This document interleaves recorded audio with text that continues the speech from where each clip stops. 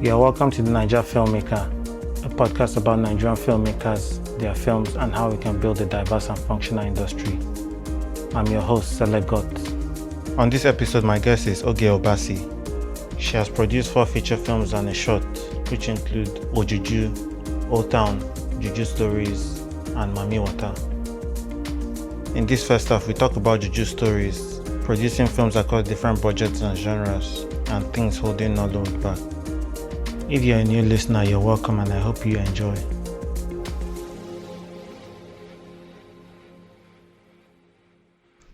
Hi, Oge. You're welcome to the Naija Filmmaker. Thank you. Thank you, Sele. Yeah. So, can you introduce yourself? I thought you were going to introduce me. No, I think it's always best for the guests to introduce themselves. They know what is like the latest and all that. Okay. My name is Oge Obasi. I'm a producer, a Nigerian producer, currently based in Cotonou. Have 4 feature films under my belt and a short film. I've been in the industry for, I think, since 2007, thereabouts. Yeah. Yeah.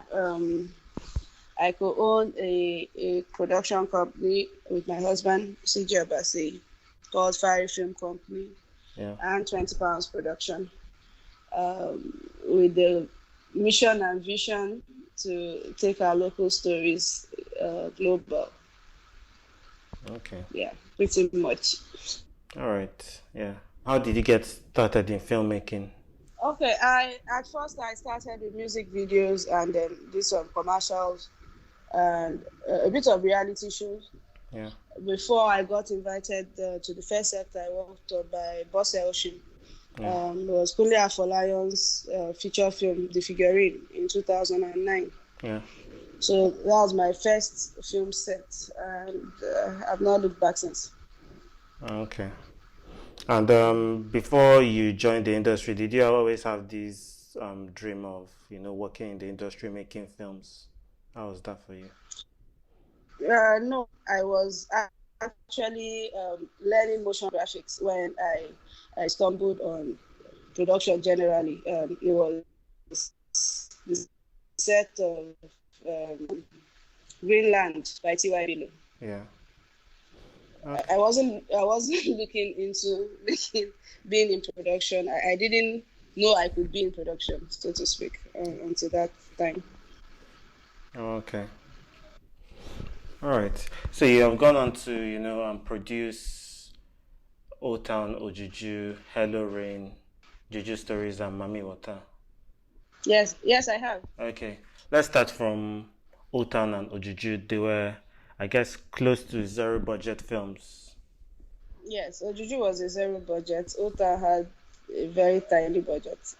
Okay. What does zero budget mean? Zero budget means you pretty much don't have any money for the production at all, any liquid cash to go into the production. And then you're basically selling a dream to people, and they come together to make it happen. Yeah. But there's no resources to get things that you need to make the film happen. So both sides, you work with what you are able to get. How did those productions go? Like, I'm on set and all that, having all these constraints. How was that experience? Okay, for Juju, for me, it went well because, like I said, we didn't have anything at all. Not like a fanciful, we didn't have anything. We literally didn't have anything. If our location had required a lot of going back and forth transport-wise, we wouldn't have been able to make the film. The fact that we could walk to the production, the fact that the director could walk to the production was a huge plus. Yeah. So a lot of things were positively surprising. For example, I didn't know how I was going to feed people, but on the day before the production, a welfare lady reached out to me and said she heard I had the production and I didn't call her. And I said that's because there's no money. So the lady just decided to support and help, and we were able to sort her payment much later, several months down the line. Then there were issues like people who loaned us equipment and then had customers who wanted to rent, and then they had to come pick up their equipment again in the middle of the shoot. Yeah. I had a friend who had a rental business and had decided to partner with us for the production. And then he came in the middle of shoot to say his friends advised him against doing that. And so he would need cash payment. Okay. And that's how I pretty much got into my first million naira debts. Yeah, so there were a whole lot of everyday new situation, new problem. And I basically told CJ that no matter what you see happening, just keep filming. You know, unless I come to tell you that there's a problem, I need your help, we just keep filming because we've started, we must finish. Yeah. And so that's how it went down. There were a lot of great guys and ladies that I couldn't have done it with because we literally didn't have anything to give them, not even transportation money at the time. And people stayed and did the work, you know, to the end of it. I got my payment for October 1 as well. So that helped towards the end to do some few things. And after the shoot, because we were able to make the people in the community happy, you know, cruise things, not make money. So they weren't finding it funny. You know, towards the end, they're like, "What are these people that are just disturbing us and can't even do anything nice for us?" So we now heard that they were really upset and had planned that when we finished, they would not, because that community had only one way in and out, one narrow path from the main road. Yeah. So there was no other way to get in there or get out of there. And so they had planned to, you know, come harass us the next day. And that night was our last night, but they didn't know that. So what happened was when we finished, just begged everybody, and everybody has to carry something. We need to leave here just once. You can't go out and come back to pick something else. You know. And so everybody carried whatever they could carry, and we pretty much snuck out of the community at 3:30 a.m. until we got to the road, and then we're like, okay, now we're safe here. We can stay till morning, and then people go home from here. Yeah. So that's pretty much how we left. And then we got a lot of support from Mr. Biodun Aleja. He's late now, unfortunately. He died last year. Yeah. So I went to him and I said, we're trying to make a film and we don't have equipment, and we're trying to make it as good as we can, and we don't have any money to give you. And then he was very curious, asked questions and stuff, and then he had his equipment out on lease. So the things that were available in the office, you know, he said, okay, look at what's available, pick what you want. And he sent one of his boys with us. It was like the biggest support ever. Yeah. And so it just seemed like as soon as we stepped up, because before we had been looking for investors and stuff, it seemed like the minute we put our foot out there, you know, things came together somehow. Yeah. It might not have been the most convenient or comfortable, but it started and it finished. Yeah. Which is the important thing. Okay, so how was distribution for that film? Okay, so when we were making the film, before we made the film, we had Old Town already, but I didn't feel like it was the right project to launch a new team with, so to speak. So, and it would have been more costly because it had more logistics. Yeah. So I told CJ to come up with a simple, contained story. And that's how Ojuju came. So my plan then, because up until that time when I would seek investment and stuff, people would always ask, what has your director done before? You know, what have you guys done before as a team? And it was always the reason why, the reason they would give for not coming on board. And so my plan was to make the film and go to the companies that represent different brands and all of that. So at the time, brands will always you know, share things with the products, maybe spoon with detergent or something like that. Yeah. So in my mind, I was like, okay, they can also as well put a DVD with the products, because then DVDs were still somehow in circulation. Yeah. So they could use this for a promotional. It could be a promotional tool for their film, for their products, because the film was also talking about hygiene and things like that. So when we finished the film, we went shopping. It was a whole lot of unreasonable feedback, and they just didn't see that potential. So it was while in the middle of that frustration that we submitted to AFIF. But I just thought if I could do this and they give us some money, then I pay everybody and we're happy. I wasn't looking to make profit as a priority. I just wanted everyone to get paid. And so we submitted to AFIF and got in. And the jury at AFIF was, that year, they were still in Calabar at the time, was filled with, high-level international jury members. So it was a big deal to be selected at all. And I felt, this validation, right? Yeah. And then we got nominated for the Best Nigerian Film category. I was like, okay, even better, now we can go home. And then we won the category. So it just went crazy after that, because these guys went back and, the film community is a community out there. And we went back and said, we saw this little film, zero budget in Nigeria. You could tell that, yes, it was truly zero budget, but it had something special. And so from that day, every morning we wake up to emails requesting a screener and all of that. And that's how the film started traveling.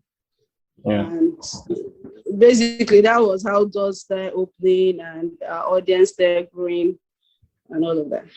Yeah, you've produced a gangster film, a zombie film, an adaptation of Afrofuturism, and different genres of projects. Like, how do you approach it as a producer? No, I feel like every project has its own unique issues, concerns, and everything else in execution. Like for Hello Rain, people had a problem with the fact that there was a lot of witchcraft in it. We would have loved to make it a feature, but we couldn't get money for that. And I feel like it was a very huge missed opportunity, because a feature at that point in time of that genre and with that look and with the source material that there would have been a major hit, but no, it didn't work out. So we made it into a short. So Hello Rain had, few casts, so that was easy in that regard. But we're also aiming for higher quality, because there were some opportunities we missed before with Ojuju and O-Town because of low production value. You get to that door and you can't get through because you don't meet quality control.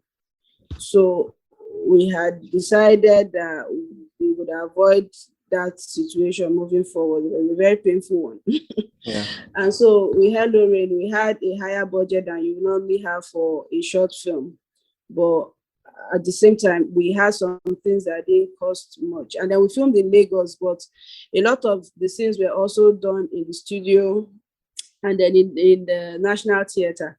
So, and even in the market, those were the major. We didn't really run into the problems that you would run on the streets of Lagos, pretty much because we're not on the regular streets of Lagos. So it was quite contained, and we shot for a few days. I think the major problem we had that also affected my budget was that every time we went to National Theatre, it would go from sunny to rainy. Every single time. And it would rain and rain, and we won't be able to film, and we'll go back and come again the next day. And when we get there and set up, it will start to rain. It started looking very weird. And so even on the day we finally shot, it still rained that day, but the director decided to use the rain. It wasn't supposed to rain according to the script, but had to. And then because of equipment and all, we didn't want to risk it the previous day. So by the third time we were coming there and the rain was threatening, we had come prepared for the rain. So that's how we finished the shoot. Yeah, but the approach was different. For Ojuju, it was pretty much me being a crazy person. And I told CJ that, okay, we're shooting on so day. And he said, really? He didn't know we had XYZ. And I said, oh, but you didn't ask me. And in truth, we didn't have it. We didn't have anything. Yeah. So it was then I was calling people to say, I want to shoot on Sunday. Alpha, look at my help me.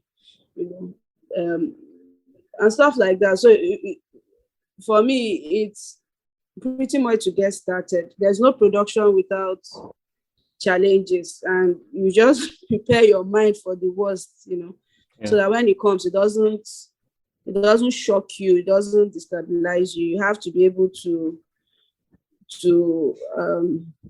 compartmentalize, otherwise you will emotionally break down, and then the whole production is hung, because as a producer, if you don't keep going on, then who will keep going on? You have to tell them it's fine, let's keep going, and you have to have the mental and physical strength to keep pulling forward. Except, of course, in a situation where you have every single thing you need and every single penny you need. In that case, you might just lounge and cruise through the production. But for we that are trying to make, we've been trying to make stuff that is not, conventional to the money bringers, and so that you have an uphill task. You shouldn't expect it to be easy at all. With Hello Rain, it was adapted from a short story. Like, how was your role on that, supervising development and all? Okay, so it was adapted from a short story by Naija Filmmaker. At the time we approached her, she said she had heard about the director and his work, and she had been hoping a Nigerian director would adapt her work, and she was very happy it would be him. And so it was quite easy, because she sent up several stories to choose from. And that's the approach. And it was very necessary for us that she be happy with the final outcome. So, I mean, there wasn't so much to do that was out of what was already in the source material. Biggest challenge for me was the director being able to communicate his vision to the crew, simply because it's not the kind of conversations they were used to having. It was so bad we had to first of all do a 3D rendition of what some things were supposed to look like before everybody got into the okay, because there really wasn't so much reference, and all the reference looked weird. The way Afrofuturism just looks like, are you okay? Who is going to wear this? Or who is going to? Maybe I'm making a mistake. Maybe I did not understand what this director said. He must not have meant something like this. So there was a lot of that. So it took a while before people were like, okay, I see.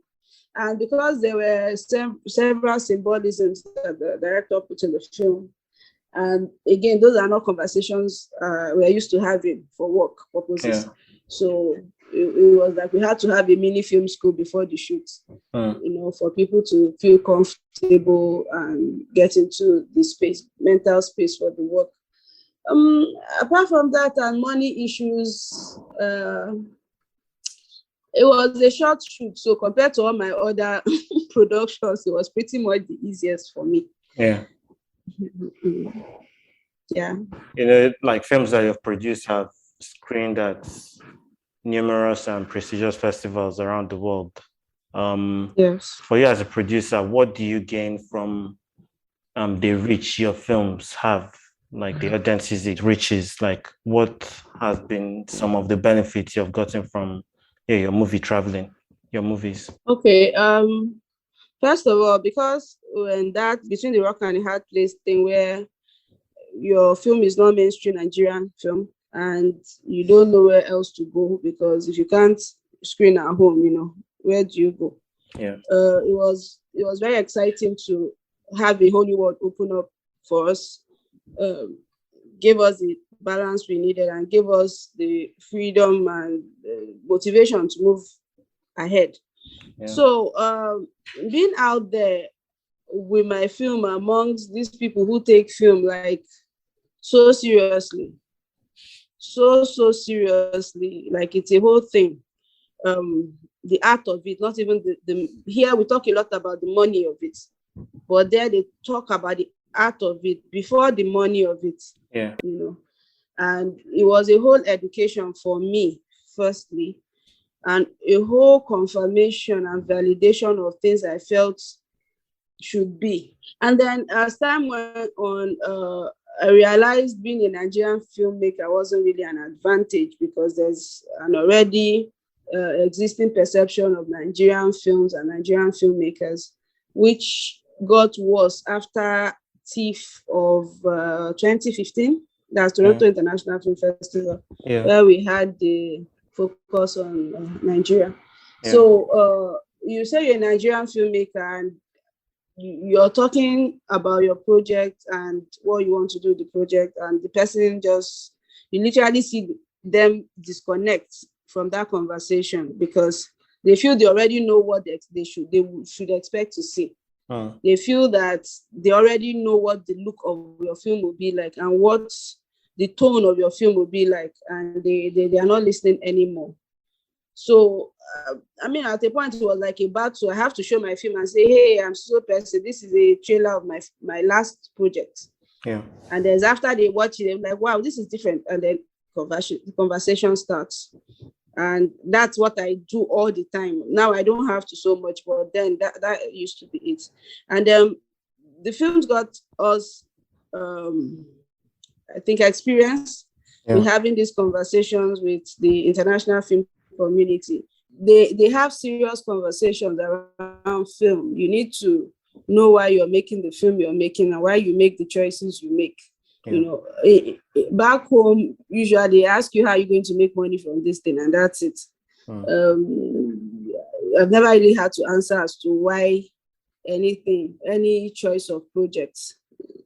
But here they want to know why this project, or why you have to believe in the project that you have embarked on, because it is believed that you chose out of a pool of many choices and there has to be a reason. So you have to be able to articulate and express yourself in these conversations and all of that. I also grew very enlightened to how much business there was. I mean, it's not about the quantity you make, but when you do make, the kind of money talks that come on board is way higher than what goes on back home. Even when it's considered not a lot of money, it's way better than what we get in Nigeria when we say we made money. I also saw how directors were treated. So you, like, as a director, you need to know stuff. There's no shortcuts. I got to see why their industry grew the way it did. There was the huge money side of it, but there was also like a cultural respect for the art of film. And then I got into labs and workshop, and it was a whole thing. The conversation, the kind of people who would come to talk to us, and I had other participants like in the lab, francophone filmmakers, and those guys don't joke. They don't joke, even at concept stage. They're not written the scripts. They are just still in the early storyline. And I think the biggest thing for me was the thoughts that go into this whole thing, like the thoughts and the personal experiences. It means that if you don't experience, you cannot give. You really need to see a tree and experience that tree to be able to make that tree a subject matter in your conversation, if you get what I mean. So it means that you have to see, hear, feel. I think that's the word, feel. That feeling is something we don't talk about. I don't know if it's because in Nigeria we're not brought up to talk about our emotions so much or what, but you have to have that first, and you have to be able to communicate that first. You don't start talking about money. It's after all of that that you're not asked, so what's your budget like? You know, so it's almost like even bringing money into the conversation early is an insult to the art form. So you don't. Yeah. So that was something very new for me, that whole education. And when I went into EAV, I won a scholarship to train under the European Audiovisual Entrepreneur Umbrella. Is the largest network of producers in Europe and respected globally. Getting there, I came on scholarship, but I realized every other person there paid to be there. Yeah. Good money, paid their hotel bills, paid their flight bills, and some that had little kids brought the kid and maybe a family member or a nanny or whatever, and paid their bills. And it dawned on me that I couldn't bring my 3-month-old baby because I could not afford to bring a nanny with me. I couldn't have even afforded to bring myself if I hadn't won the scholarship. And then I also realized that many of my colleagues back home cannot afford to bring themselves. Yeah. But we work very, very, very hard. We are always working. Sometimes we work 3, 4, 5 projects at the same time, right? But we cannot even do this basic stuff for ourselves because we don't have that kind of money. So that also got me so bothered. Like, okay, even when I listen to them, these guys don't work that much in terms of volume, but you can save towards something tangible that moves you ahead, that adds to your life, your work life, your knowledge, and all of that. And back home, we can't do that. So those were the things that it was film that led me to all this, right? It was film that exposed me. It wasn't because I came from a privileged background or had lots of money to just fly around the world and find out for myself. It was the work that opened the doors for me. So, and still opening. I mean, last year, I turned out like a couple of trips abroad. Who does that? Well, we've come that far enough to be able to say, okay, I won't be able to travel. Like, I'm exhausted from traveling and stuff like that. So, yes, it's been great and insightful and frustrating as well because I came back and I started doing producer workshop and I realized that they don't get it, and there's only one way for them to get it, and which is they have to leave home. Yeah. But how do you make that happen? I don't know. But they really, really need to. Like we think we're doing great, but we're not. We're shortchanging ourselves. Yeah. And I don't know how to bring that education and enlightenment, because you can't do it one person at a time. It has to be so many people at a time. Yeah. So that they can break the barriers. It's not a one person's fight. But I really don't know how to go about that. Still thinking on that. Yeah. Okay. So yeah, like at this point, can you mention 3 random facts about yourself? 3 random facts. Yeah. But not many people know. Okay. I will always love books above film. Yeah. When it comes to fiction. Okay. Musically, I'm stuck in the 90s. And thirdly, kids are the best. They don't have stress like the rest of you people. All right. Let's talk about Juju Stories. So, okay. You guys shot Juju Stories, and you guys did a lot of festivals, and you're only able to secure distribution with Canal Olympia. Yes, for theater. Yeah. Can you talk about that, the journey from Canal Olympia to Film House? Okay. So Canal Olympia, they are in 12 countries, but do not have as the Nigerian cinema distribution does, and the Nigerian cinemas are generally skeptical about distributing such films. Yeah. So with Canal Olympia, I mean, the reception was good. We had for the Francophone countries, and they were very receptive. The screenings we've had abroad, they're very, very, very huge positive response. And so right now it's a pressure because it's a let's see what happens. And if it does not do well, you people should not say that we don't used to give you people a chance again, ever. Yeah. All you people that like to make this kind of films, Because the argument has always been that, okay, how do you know the audience will like it if you will not show the audience? How do you know that it won't sell if you don't put it out there? So it's like, now this has to be good.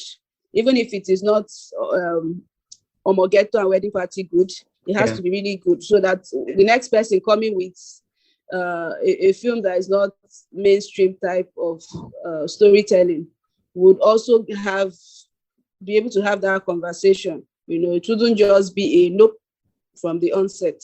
Yeah. Because for them, at the end of the day, it's about the numbers and the business.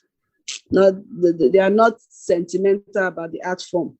And that is what it is, for whatever reason. So it's a lot of pressure for us, and we're really hoping that the industry helps and supports, because we don't have the kind of budget that should go into promoting this film. So the only way for it to work is an organic type of push. Yeah. And we believe strongly that if we have a great opening weekend, then the rest of it, word of mouth, will do a very great job.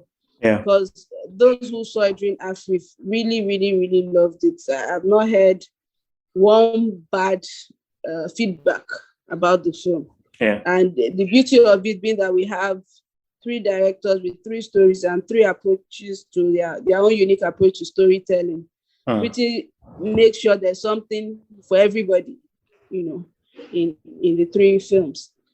So that's where we are, and we are grateful for the opportunity, because really the industry needs the alternative type of storytelling to shine through. Otherwise, we can't keep complaining if we keep seeing the same things, if we don't support the different one that comes. You understand?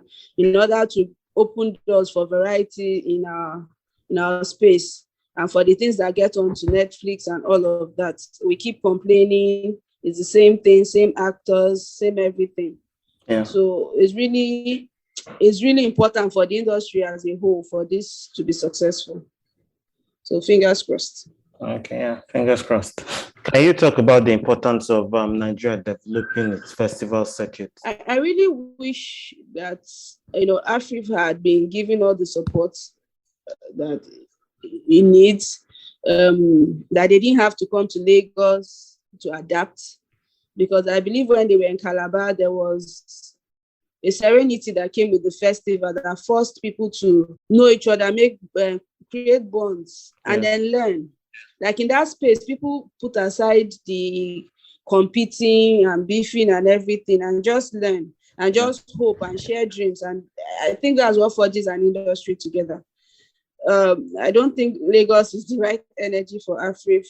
And I feel like, yes, even when we have something like Africa, the TV stations and other kinds of media should also support by buying or licensing the films that get selected at Africa. There has to be something special for the films that get selected at our largest festival. Otherwise, it means nothing. Yeah. If you cannot translate to something, So I think that's where maybe the guilds or the government need to come in and say, you have to, you're buying Spanish content, you're buying Mexican soap operas and all of this. So you also need to get this. It's not only the ones you fund yourself or the ones you have a deal with for them to sponsor, or something. You just they have to attend these festivals. They have to have stands at the festival. They have to be present. This is the Nigerian media space. And they have to also go into conversations with people from other countries that come here. They have to also go out. I mean, I went to Durban Film Festival in South Africa, and the only representation of Nigeria there was the Film and Video Censors Board, and that was the oddest representation to be there. What happened to our NFC? And then the other stands there, and you can stroll up to them and say, "Oh, what do you guys do?" And they say, "We are into maybe animation, we're an animation studio, and everybody's looking for collaboration." But we're there and we're not there, So we're not anywhere. We literally don't have visibility anywhere, not represented as a whole industry. So I feel like Chioma Ode has done so much for Afri getting to this point, but I feel like other people need to get with the program as well. Otherwise, we're just running around in circle. We're not, that money that everybody wants to make, you make it when your products are locally consumed and you can export. We've been buying Mexican soap operas since goodness knows when, but what are we selling out? Yeah. You know, and there's a whole world that knows about Nigerian film industry, but what are we making from it? How good are production value and how diverse are they for us to make money? Why can't the media space see that they can license these things out there? They can make money, external money in from those, I don't like saying content, but you get what I mean? Yeah. So there's a whole lot they need to do before we now start having we have multiple festivals. Yeah. But it's just filmmakers that come and enjoy the festivals and go. And then the awards issued to the filmmakers. But how does that help the filmmaker from point A to point B? How do they make a bigger, better project next time? How do they expand their markets? How do they become more viable for investors? Yeah. So it's not a one-person fight, a one-person job. It's where the guilds come in. It's where the legislation of the government comes in. And I don't know what our guilds are doing. It's like almost like they don't know. And I don't know what NFC is doing. Yeah. Have you ever been to NFC in the afternoon? No, never. You need to go. There's nothing happening. You know, you go to South Africa and every, will I call it, local government has an office. Yeah. For their film space, and they welcome you and show you around and tell you that come and make your film in our local government.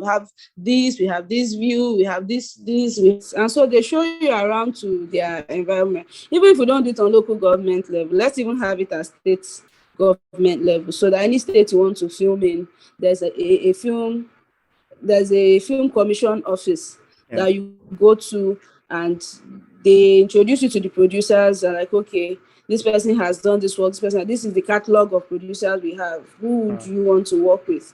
And who do you want to meet? And, you know, we have maybe a lake on this side, we have hills and valleys on this side. You know, all the topography of the different states are different like that. Yeah. So those are the things that we can do, but we're not doing. Everybody's concentrated in Lagos, and the touts are having a field day. People can film outside.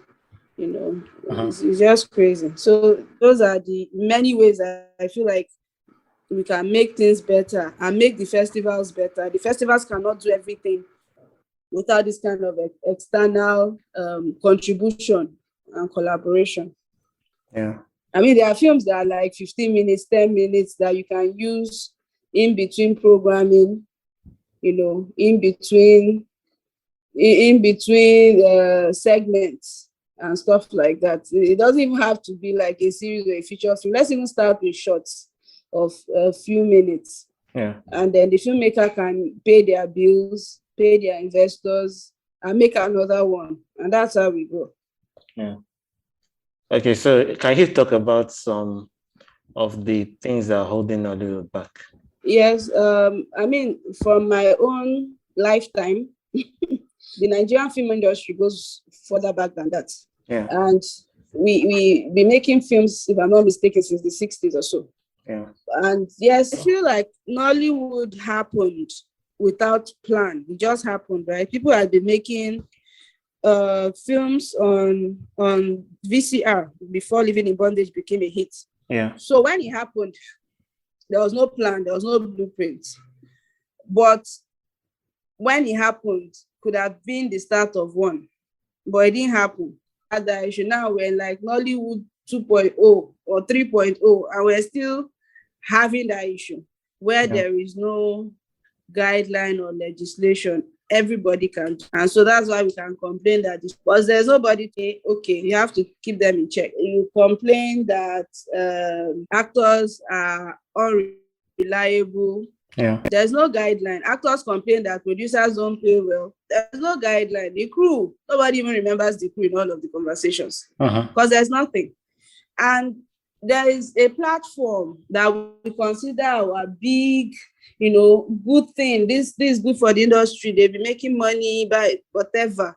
But in actual sense, these guys commission films, and you as a producer, you get the budget to make the film, right?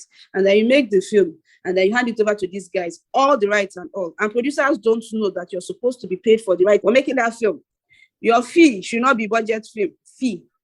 You understand? They give you small money, first of all, though, less than 5 million to make the film. And then in that 5 million, you're supposed to do all the work that you do. And then you hand over the film to. So you've made 20 films as a producer, but you can't pay your rent. There's a whole work job that happens before the production. There's a whole thing that happens after the production. Till delivery. But you're getting paid the little thing you're getting. So we don't even know that IP rights, that intellectual property that you put into the film should be paid for before it can be owned completely, 100% by the platform.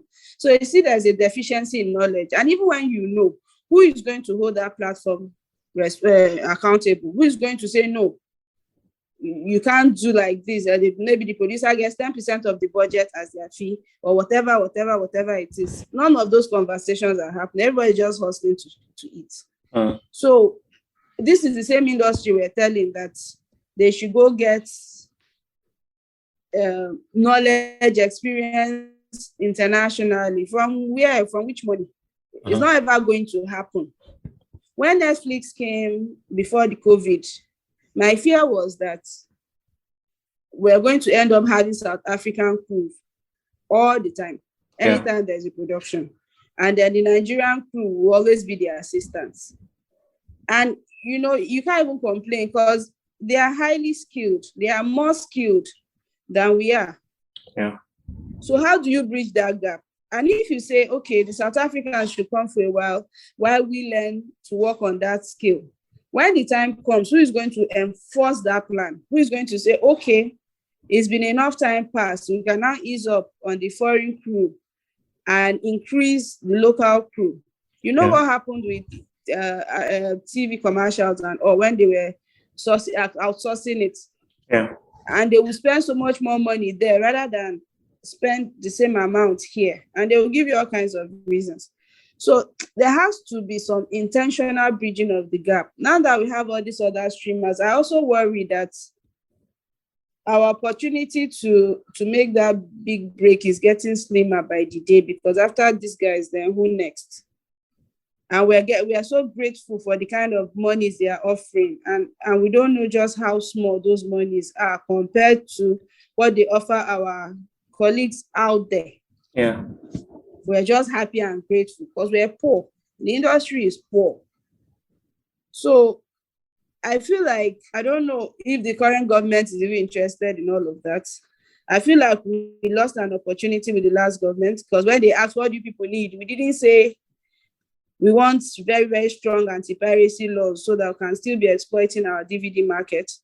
We didn't say we want strong IP laws so that it can be properly monetized even long after the owners are gone, and it will be criminal to steal. We didn't say all that. We said we need more money to shoot. And they gave us money to shoot. And nobody's asking where are the films that were shot with these monies. You understand? So at some point, we need to hold ourselves accountable. But I don't know if that's ever going to happen. So I don't know what that whole thing is holding the industry back. From the great potential it has. Okay, so what's that one film or TV series that you absolutely love to rewatch? Nigerian or foreign? Anyone? Okay, Nigerian film will be Rattlesnake, the original. But I think Rattlesnake for me is one of those things that really added to me as a person. It really influenced me character-wise, culture-wise, humanity-wise. It was just one of those things that so embedded in my subconscious that made a huge impression on me. And then for the foreign one, it will probably be the Robin Hood we watched in the early 90s. Yeah. That version of Robin Hood, yes. Okay, what about it? I don't know if it was the first version, but that's the one I watched. And I think I really, really, really, really, in the simplest form of it, loved the idea of stealing from the rich and giving to the poor. Yeah. It was just a very cool excuse, to steal, a very noble excuse for the thrill. And then at the same time, you're doing something good. So you're not like selfishly stealing to go and make yourself happy and flex. Yeah. But you get to go through all the thrills, commit the sin, do the bad thing, and then turn around and be noble and help the poor. Yeah. Okay. Kind of works for me. Yeah. We have come to the end of this episode. Remember to rate and review the podcast. You can also follow me on Instagram, Twitter, and Facebook at Selegor Film, and the podcast at the Naija Film Pod to share your feedback. You can now support the podcast by visiting the website to donate. See you on the next episode. Have a good one.